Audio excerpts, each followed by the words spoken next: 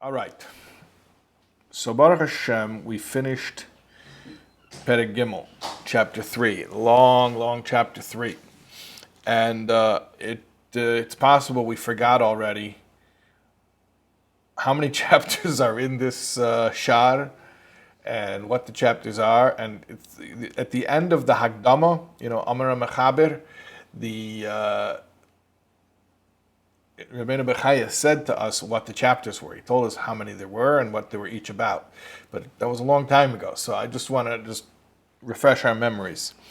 He told us that Perek Aleph is about Mahu HaBitachon, what is Bitachon. And basically we said it's, that feeling of calm, that feeling of relief. It's an emotional state. Perek Beis, Besibas Bitachon Abroim, what induces Bitachon. We spoke about the different conditions.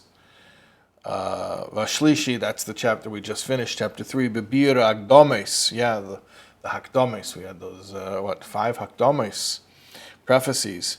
Asher ba'avorin yeschayv Bitachon belakim v'chiyav ha'esek besibais. Right, the 5 conditions or 5 Hakdomes about Bitachon, and also the importance of also employing means to seek a livelihood. Yeah, so that was the last thing we spoke about. Okay, Varavi, what's the 4th chapter? This is the chapter we're starting now.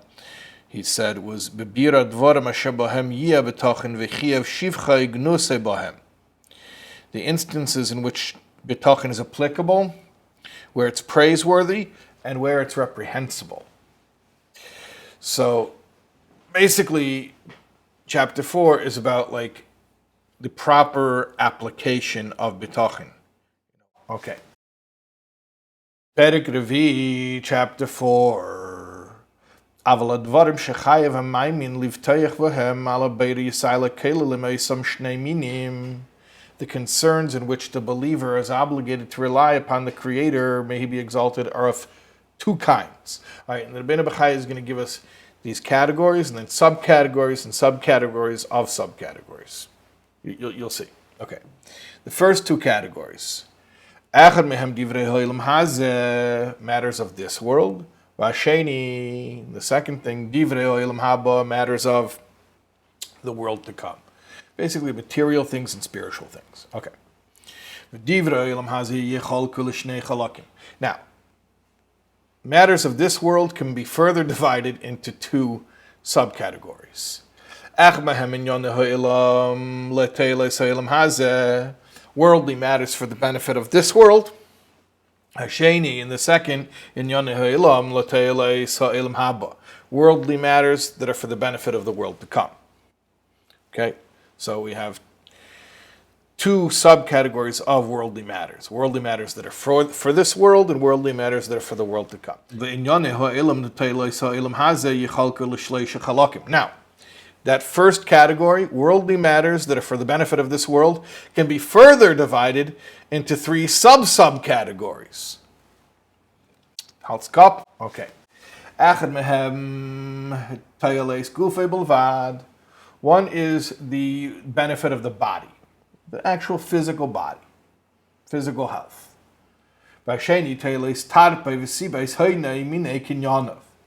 Second is the benefit of one's livelihood and the sources of his wealth and his various possessions. So not his body, but his stuff, to use the technical term.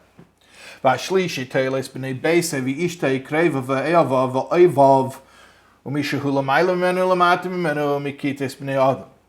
third thing is the welfare of one's household, his spouse, his relatives, his friends, and his enemies, those above him, those below him, among the different classes of people. Okay? So it's not him, it's not his stuff, it's other people. Okay? But still, those things affect him, so he cares about the welfare of his family, he cares about the welfare of his friends. Fine, so that's 3 subcategories of the matters of this world for this world. Now,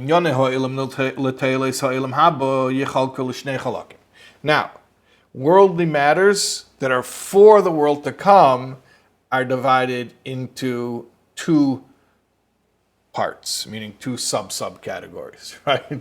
These are subcategories. Because you have worldly matters, matters of this world, matters of the next world. But in matters of this world, you have matters of this world for this world, and matters of this world for the next world. Then in the matters of this world for this world, you have three subcategories: your body, your stuff, other people, and then you have the matters of this world for the next world, which are divided into two subcategories, subcategories, which we're about to say. אחד מהם חייבס הלבבס ואיברים שהוא מסייחד בהם לבדי ואין מעשהו יצא בהם לענוס זולסה ולזכאי. Duties of the heart and the limbs, things you got to feel and things you got to do that relate exclusively to oneself, affecting no one else, either for benefit or for harm. What does that mean? Something that affects me, only me. So the Teva Lavanan says, like Bris Milah, for instance, that only affects me. Or Tfillin, my Tfillin. Or Tzitzis, that's something affects me. Or my Mezuzah. Okay, these are all things that just affect me. V'achelik hasheni, and then the second subcategory of things of this world that are for the sake of the world to come, meaning material things that are really spiritual things. These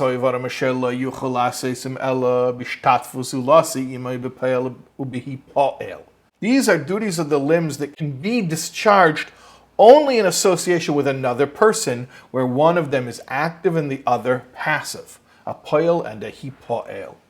For instance, what's that? What's a two-player game in Yiddishkeit? Tefillin you can do by yourself. Tzitzis you can do by yourself. Mezuzah, you do by yourself. What's something you need somebody for? Tzedakah, gemils chasadim, like charity and doing kindness. V'limud chochma, or teaching wisdom. If you want to teach, you have to have a student. L'tzaves b'toiv lahazir min hara, or exhortation to right conduct and warning against evil. Right? To admonish somebody, to give them musar. Obviously, you need somebody to talk to in order to do that. So those are all the matters of this world. Now, let's do the next category, which was matters of the world to come. Matters of the world to come, not matters of this world for the sake of the world to come. That was a different category we just did. But matters of the world to come, okay? That can be further divided into two categories. By the way, in the end, Rabenu Bachaye will summarize all of them, okay? One of them is the reward that's deserved. The second is the reward that the Creator, may He be exalted, out of His grace bestows on the pious and the prophets in the hereafter. Far beyond what you did, disproportionate for what you did, or the Teva Lavanan says that this is the goodness that Hashem provides that is greater than what we deserve. In total, we have the concerns in which one relies upon the Creator are all 7 categories. All inclusive, 7 categories. So that's from all the different categories together, we have 7 subcategories. We're going to list them. Things that relate just to one's body. Second thing, your stuff, your wealth, and your means of wealth, of making wealth. The third thing is matters that relate to your wife, your children, your relatives, your friends, your enemies. Duties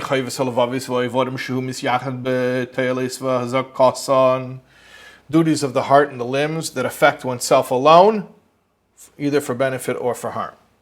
The fifth thing,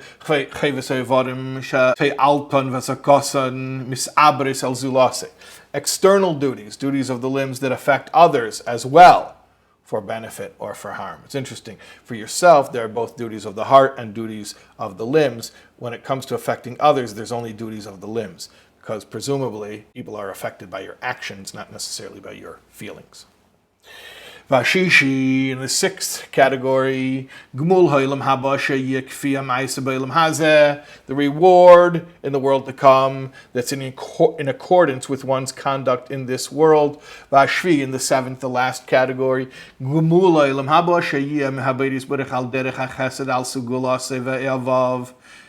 That is the reward of the world to come, which the Creator may be exalted does out of grace, meaning not because of it's a payment for what somebody did in this world. That was the previous category. But this is far beyond what you did, disproportionate for what you did. Kamesha Kosov, like it says, Morav Tuvcha Shet Fantel Riyacha Po Alta Lechesembach Neged Bnei Adam. How great is your good that you've hidden away for those who fear you, that you do before men for those who take refuge in you, meaning that's the reward that's beyond anything that they earned. Okay. Having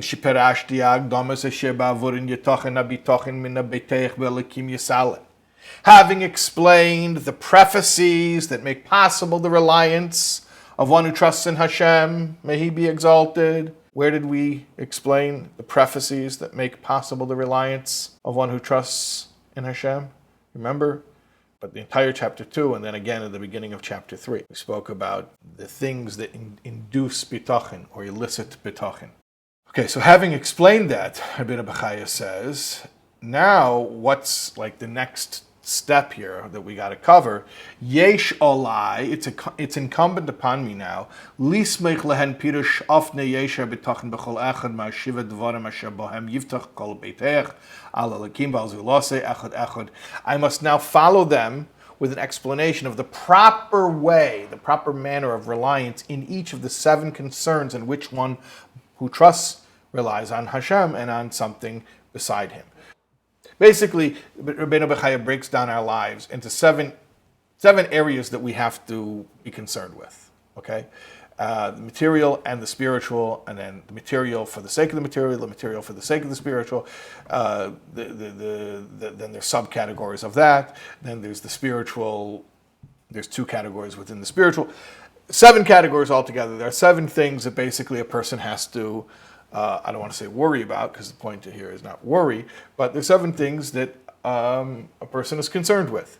And now Rabbi Bachaye is going to talk about the proper way to have bitachon in each of these areas. Okay. And by the way, what does it mean when it says asher that yiftach kol beteich al alakim v'al zulase? One who trusts in Hashem and on something beside Him. That sounds very, very funny. Like on something beside Him. The whole point is we don't trust in anything beside Hashem.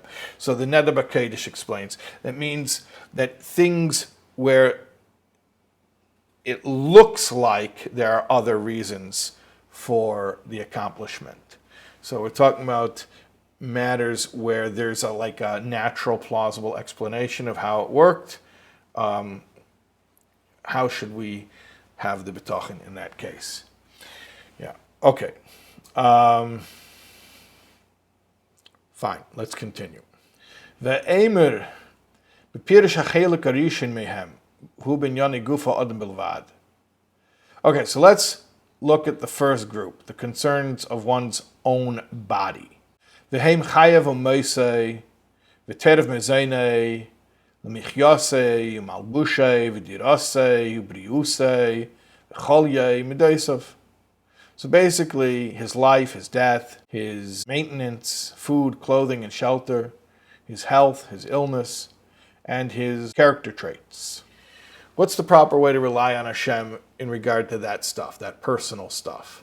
The proper way of relying on Hashem in all of these things is what? Shiyashlech asnafshe bahem la'aliches hagezer asher gozer lei habeira mehem. It is to give oneself over, to throw oneself literally, to the predetermined course which the Creator has set for him. Just totally abandon oneself to the hashgacha, to the plan. V'tivtach nafshe b'elakim yisbarach, and just trust in Hashem. V'yeda ki lo yigamar lo mehem elama shekadem b'dasa beida, and just know that In these matters, one can only attain that which has been determined by the Creator. Shehu anochen linyonov ba'ilam haza, ba'ilam haba, v'yeser tev la'achrisei. And Hashem already worked out what is best, most appropriate or fitting for his situation in this world and in the next, and for his ultimate good. So Hashem worked it all out. Hashem knows exactly what you're supposed to have in these areas, meaning the stuff that is me, my health, my body, my possessions. And that Hashem's treatment of him in all these things is all equal.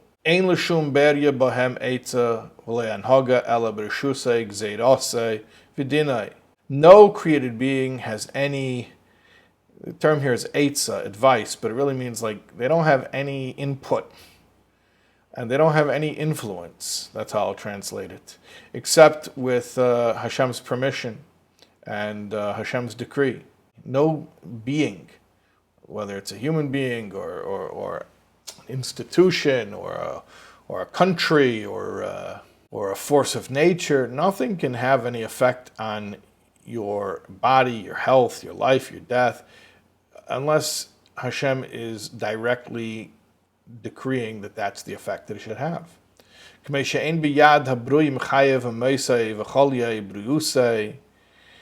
Just like one's life and death, illness and health are not in the power of the creatures,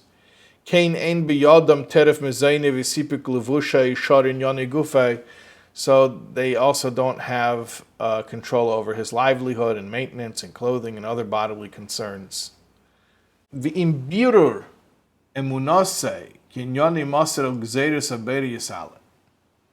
with the clear conviction that his affairs are given over to the decrees of the Creator, and that Hashem's choice for him is the best choice,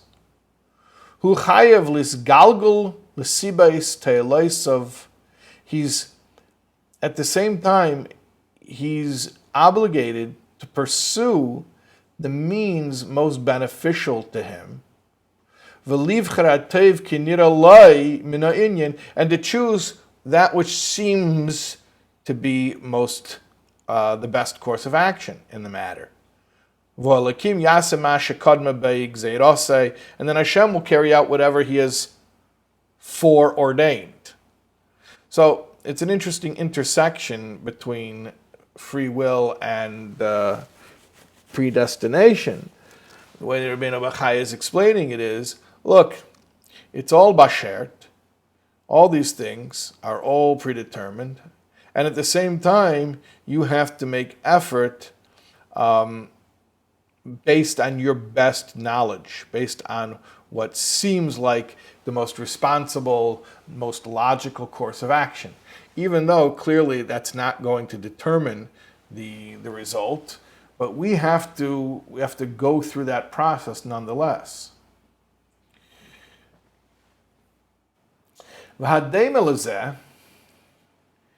For example, ki adam afapi she kitzai midas yamav kshurim b'gzeiras haberis barach. A person's life, the end of his life, meaning when he's going to pass away, is predetermined by the decree of the Creator, right? That was already established from the beginning of his life, before the beginning of his life. Yesh ala adam l'sgalgol l'sibes hachayim b'meichel v'mishte malbush b'ma'in kfi tzarkei. But the person still has to pursue the necessary means of subsistence, food and drink, clothing and shelter, in accordance with his needs. And don't just leave it to Hashem. Sheyemar, saying, like this would be the person's logic.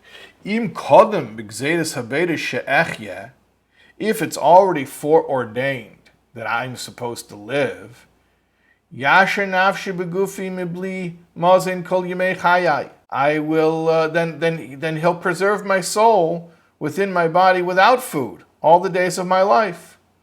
And and I won't need to bother to seek out a livelihood and endure the toil and exertion this entails. But Rabenu Bachaye says that's not how it works. Don't call that bitachon. Remember, I told you in the end of the Hagdama, he described chapter 4 as being about what? Bira dvorim asher bohem yiyah bitachon v'chiyav shivchai ugnusei bohem. Like where bitachon is appropriate, where it's praiseworthy, and where it's reprehensible. Okay? So this is basically an example of that. This would be a misappropriation or misapplication of the entire idea of bitachon. If a person would say, well, because my appointed time to live in this world is already, and Hashem already knows exactly how long I'm supposed to be in this world, down to the millisecond. So therefore, nothing I do really can affect it, and therefore I'm not going to worry about making sure that I stay alive. He'll keep me alive as long as he wants to keep me alive, right? That's not how we're supposed to do it. I mean, this is a little bit pedestrian here, and it's certainly not from a uniquely Jewish source. But, there's the famous old joke, right, about the guy in the flood, the National Weather Service, or whoever, the National Guard, whatever, it's just a joke. You make it whoever you want. They say that there's a national disaster and everybody has to leave. They have to evacuate. And so the guy is standing out in front of his house and the street is filling up with water, and somebody comes by with a truck and they say, get on the truck. And he says, no, God will save me. Okay, well, the water keeps on going up higher and higher. Now he's standing on the second floor of his house because the first floor is all flooded. And somebody comes by with a rowboat. They say, get on the rowboat. He says, no, God will save me. Okay, now the water's so high he can't stand on the second floor of the house. He's standing on the roof. And a helicopter comes by and says, climb up this rope ladder, get on the helicopter. He says, no, God will save me. And then the water comes over the top of the roof and he gets washed away and he drowns, he dies. So he comes up to heaven and he says, God, I told everybody that you're going to save me. Why didn't you save me? And he says, Chacham, I sent you a truck, a rowboat, and a helicopter. That wasn't enough. Okay. So I'm sure everybody knows this old joke. But the point is that just because Hashem is in control of these things doesn't mean that a person has bitachon by being irresponsible or lax in these areas. There's a certain amount of responsibility. Now, what does that mean? So then, what does a person have bitachon? How does he live a different life than the person who doesn't have bitachon? I mean, if it comes down to it, the guy with bitachon has to go to work, and the guy without bitachon has to go to work. The guy with bitachon has to, make sure there's food in the fridge, and the guy without bitachon also has to make sure there's food in the fridge. So then, what's the difference between them? You know what the difference between them is? In action, probably very little difference. In emotion, a world of difference. Because the guy without bitachon literally thinks that his job and his having food in the fridge is what his security is based on. And the guy who has bitachon knows, no, that's not what his security is based on. That's just the outer form that things have to take, because that's the way that Hashem wants things to be in this world. But that's not really where his dependence should be placed, and it's not really, he doesn't have any emotional confidence in those things. It's sort of like, almost like a perfunctory type of thing, like it's not the real important thing, but you have to do it. It's part of the system, right? As opposed to the person who really, really thinks that no, this is what's going to make or break my situation. So there's this great emotional attachment to those things. Obviously, that's a completely different life than the person who has bitachon. Okay. So he's going to continue, by the way, he's going to talk about people who endanger themselves, because they're going to say, well, if I meant to die, I'll die. If I meant to live, I'll live. But we'll talk about that, Amir Hashem, tomorrow night. Okay, let's leave off right there. If anyone has any questions, comments, we can deal with that right now. Otherwise, we'll wrap up and we'll continue tomorrow night. Anything? Anyone? Good? Okay. All right. I'll see you tomorrow night.